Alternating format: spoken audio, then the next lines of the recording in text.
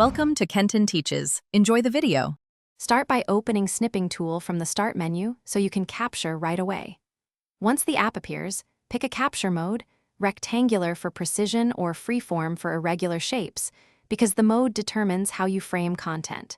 Make sure to set a delay if you need menus visible. Choose 0 for instant captures. Also toggle options like include URL when grabbing web pages. This immediate setup speeds the workflow and keeps your next steps efficient and predictable. Click New or press Ctrl+N to initiate the snip, then drag to select your area if using rectangular mode. After the capture, use the built-in pen and highlighter to annotate. Press the pen icon, choose color and stroke, and make quick notes directly on the image. If you need precise framing, use crop to remove excess. When done, choose Save to store a PNG or JPEG, or Copy to put the image on the clipboard for pasting into documents or chat apps. To finish, save to your preferred folder or use Share to send the snip via mail or a messaging app.